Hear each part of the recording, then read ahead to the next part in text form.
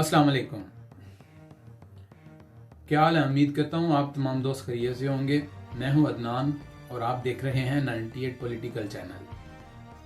तो नए आने वाले तमाम दोस्त जो हैं वो हमारे चैनल को सब्सक्राइब करें और हमारी वीडियोस को जो है वो ज़्यादा से ज़्यादा शेयर करें और उसके बाद हमारे चैनल के ऊपर लगी हुई जो बेल है उसको ऑल पर कर दें ताकि हमारी आने वाली सारी की सारी वीडियोस जो हैं वो आप तक बआसानी पहुंच सकें।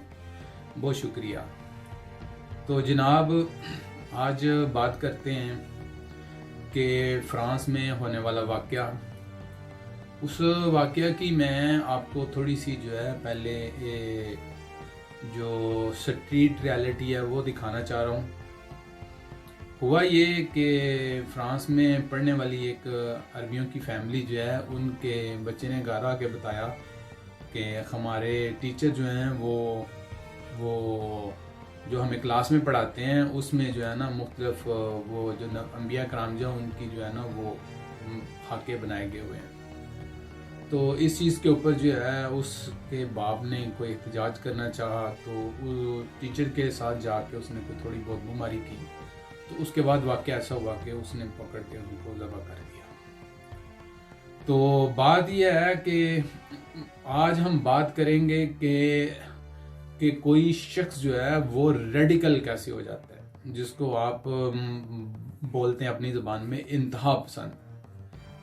तो मैं आज आपको अपना एक ज़ाती तज़िया बताऊंगा इस चीज़ में कि कोई इंसान जो है वो किस हद तक जो है वो इंतहा पसंद हो जाता है। आप अंदाज़ा करें कि यूरोप जो है उसके कवानीन जो हैं वो आज़ादी राय जो है उसके हक के लिए वो हर इंसान को जो है वो हकूक़ देते हैं।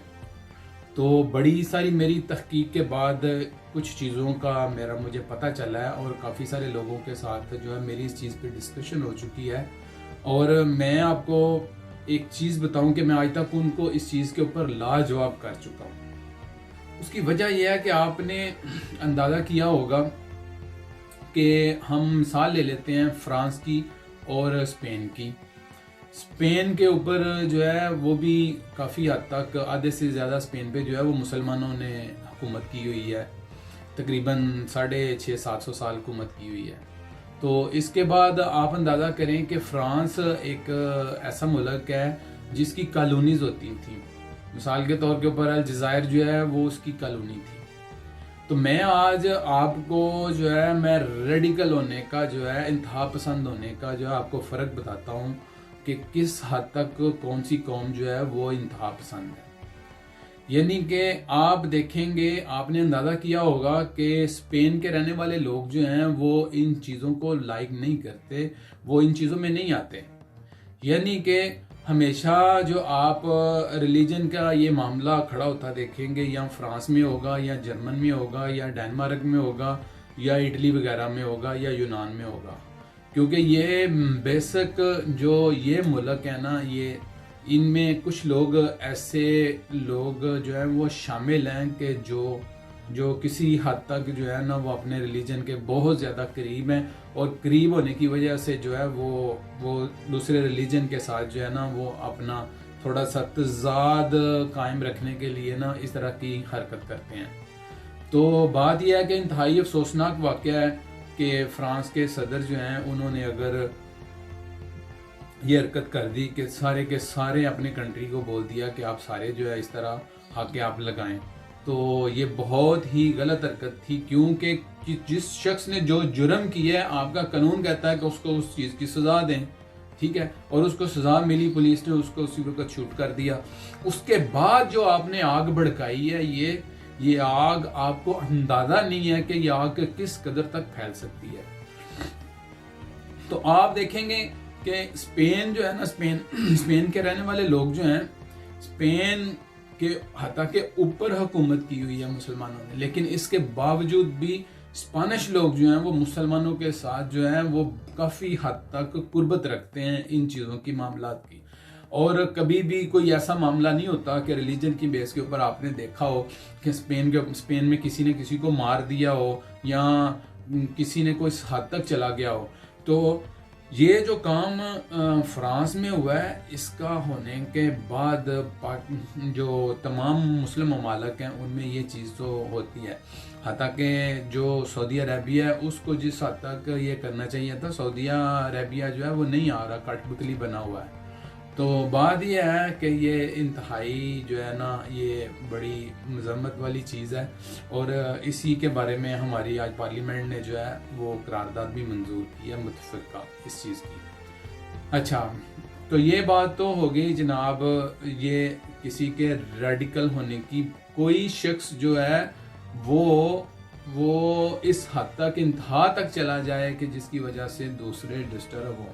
بھائی ان لوگوں کو سوچنا چاہیے، فرانس کو سوچنا چاہیے کہ ہم اگر ہولوکوسٹ کی بات نہیں کر سکتے، قانونی طور پہ جرم ہے، آپ لوگوں کو پتہ ہے کہ یہ سزا ہے، اس کے اوپر ڈسکشن نہیں کر سکتے، اس کے اوپر بحث مباحثہ نہیں کر سکتے، تو اگر آپ آزادی رائے کی بات کرتے ہیں تو پھر تو جو لوگ اگر نعوذ باللہ خدا کو یا انبیاء کرام کو برا کہتے ہیں، کسی کی دل آزاری کرتے ہیں، تو وہ لوگ جو ہیں وہ لوگ اگر آپ ان کو اپنے قانون کے کٹہرے میں لے کے آتے ہیں تو کیا یہ مذہب کے معاملے میں جو ہے یہ دل آزاری نہیں ہوتی؟ تو کہنے کا مقصد یہ ہے کہ آزادی رائے جو ہے وہ حق جو ہے وہ ایک خاص حد تک حق ہے۔ اس کا مطلب یہ نہیں ہے کہ آپ ڈسٹرب نہیں کر سکتے اپنے ہمسایوں کو، ٹھیک ہے، مگر لیکن آپ کسی ہمسائے کو علالان اپنے تیسرے 4 ہمسایوں کی طرف منہ کر کے اس کو گالی گلوچ کریں، برا بھلا بولیں، تو آپ بولیں جی یہ میرا آزادی ہے، میں اس کو تو کچھ نہیں کر رہا۔ بھائی اگر گالی دینے سے کسی کو، ماں بہن کی گالی دینے سے کسی کی دل آزاری ہوتی ہے، تو ریلیجس بیس کے اوپر بھی اگر آپ ایسی حرکت کرتے ہیں تو اس کی دل آزاری ہوتی ہے۔ آپ کو تو ان چیزوں کو روکنا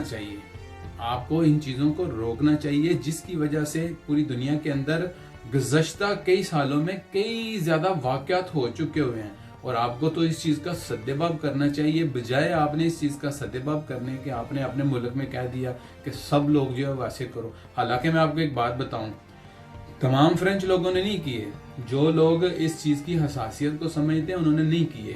اسپین میں آپ کو کوئی شخص ایسا نہیں ملے گا کہ جس نے کوئی ایسی حرکت کی ہو، کیونکہ یہ میری آج تک جتنے بھی اسپینش لوگوں سے آج تک بات ہوئی ہے وہ ہمیشہ اس چیز سے جوڑتے ہیں کہ بھائی میری بات سنو، جب ہم کسی کی دل آزاری کریں گے تو پھر کوئی ہماری کرے گا، تو کیوں نہ ہم نہ ہی کریں۔ اگر کسی جگہ پہ ہو رہی ہے تو اس چیز کو روکنا چاہیے۔ تو اسپینش قوم جو ہے میں ان کو اپریشیٹ کرتا ہوں کہ یہ اس چیز کے حق میں نہیں ہے کہ اس طرح کے معاملات جو ہیں وہ کیے جائیں۔ تو کافی حد تک جو ہے نا یہ کلچرلی طور کے اوپر جو ہے یہ مسلمانوں کے ساتھ ملتے جلتے ہیں، اور یہی وجہ ہے کہ مسلمان جو ہے اس ملک کے اندر جو ہے وہ بڑی ہی یعنی کہ نا آزادی کے ساتھ اور کافی زیادہ میل جول کے ساتھ جو ہے وہ رہتے ہیں۔ تو مجھے تقریباً 20 سال ہو گئے ہیں، 19-20 سال اسپین میں رہتے ہوئے، تو میں نے ہمیشہ ان لوگوں کا جو رویہ دیکھا ہے نا وہ بہت پولائٹ سا رویہ دیکھا ہے۔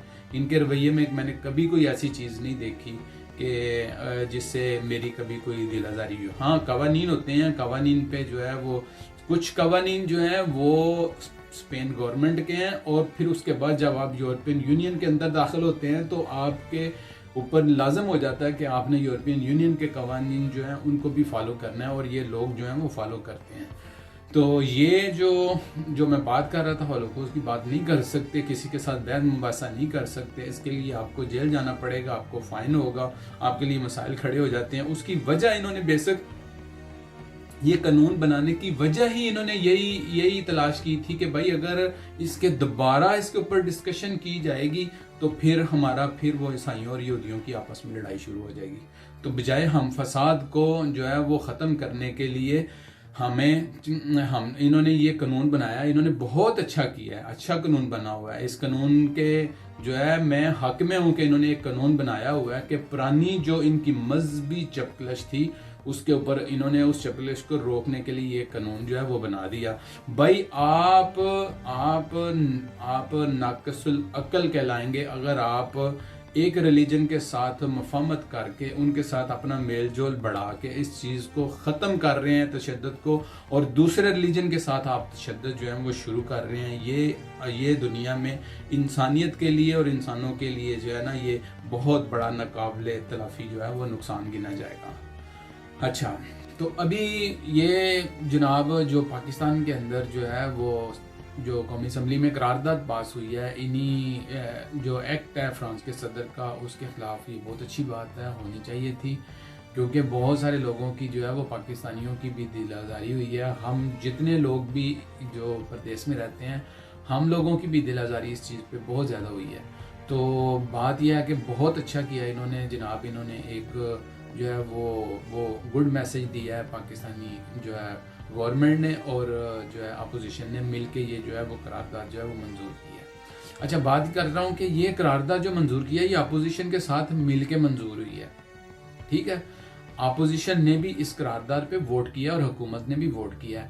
ابھی کچھ دن قبل جو ہے وہ شبلی فراز صاحب، یہ جن کی میں آپ کو ابھی تصویر دکھاتا ہوں، یہ جناب شبلی فراز صاحب ہیں، یہ جناب وفاقی وزیر اطلاعات و نشریات ہیں، ٹھیک ہے۔ تو عمران خان نیازی جو ہے اس کی جو ہے وہ بغل میں بیٹھے ہوتے ہیں۔ تو ان کے والد محترم جو تھے احمد فراز صاحب، وہ that was a great person, وہ بہت ہی اعلیٰ شخصیت کے مالک تھے، ٹھیک ہے۔ اور وہ ان کے جو سیاسی خیالات تھے وہ ان سے مکمل ٹوٹلی مختلف تھے۔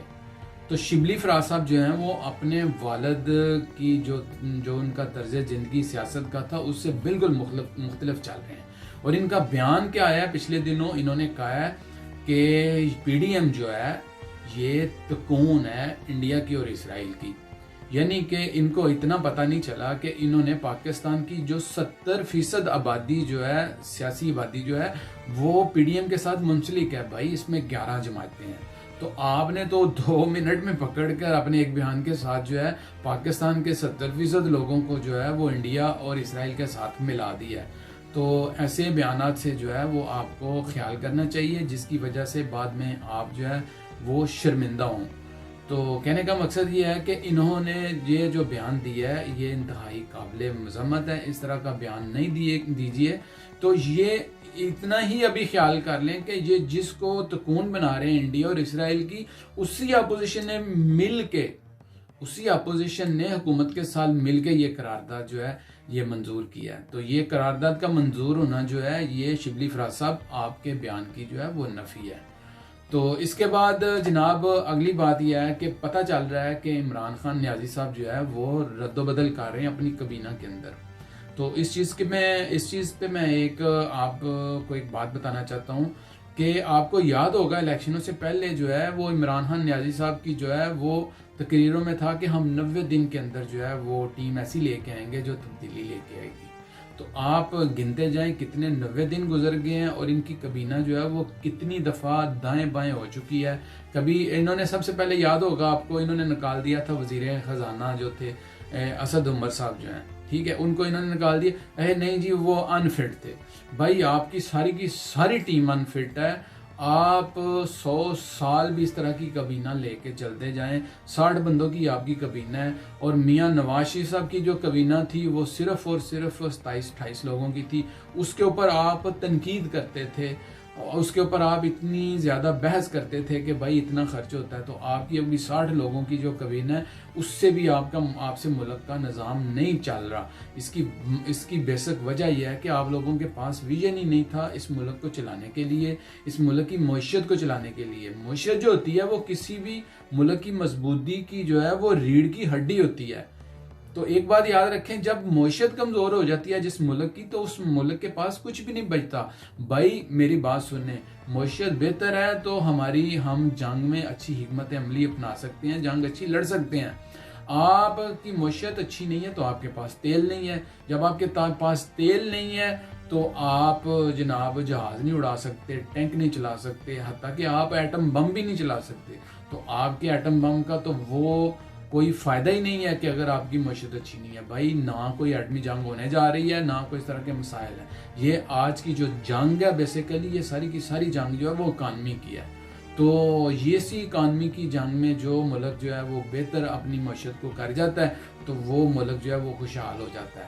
تو آپ سے جو ہے وہ ٹوٹلی جو ہے وہ ناکام رہی ہے. تو اب آپ اگر اپنی کابینہ میں ماجھے کو چھوڑ کے گامے کو چھوڑ کے آپ اچھو کو لے آئیں یا کسی کو بھی لے آئیں, آپ کی یہ اکانومی جو ہے وہ سروائیو نہیں کرنے والی. لوگوں کا آپ کے اوپر ٹرسٹ نہیں رہا ہوا, لوگوں کے مس ٹرسٹ کی وجہ سے, آپ کے جھوٹ بولنے کی وجہ سے جو لوگوں نے اپنی انویسٹمنٹ جو ہے وہ نہیں کی اس ملک کے اندر, اور جس کی وجہ سے ایک وقت اب یہ آ گیا کہ آپ کے جو ریاستی اداروں کے ملازمین ہیں آپ کو ان کو دینے کے لیے پینشنوں کے لیے پیسے نہیں ہیں اور ان کو تنخواہیں دینے کے لیے پیسے نہیں ہیں, جس کی وجہ سے آپ جو ہے وہ ملک کو جو ہے وہ بینکرپسی کی طرف لے کے جا رہے ہیں, جس کی وجہ سے آنے والے دنوں میں بہت بڑا اس چیز کا نقصان ہوگا. تو پلیز اپنے جو آپ کے جو وزراء ہیں ان کی رد و بدل کرنے کا مت سوچیں. خان صاحب آپ خود رد و بدل ہونے کے لیے عنقریب جا رہے ہیں. تو کل انشاءاللہ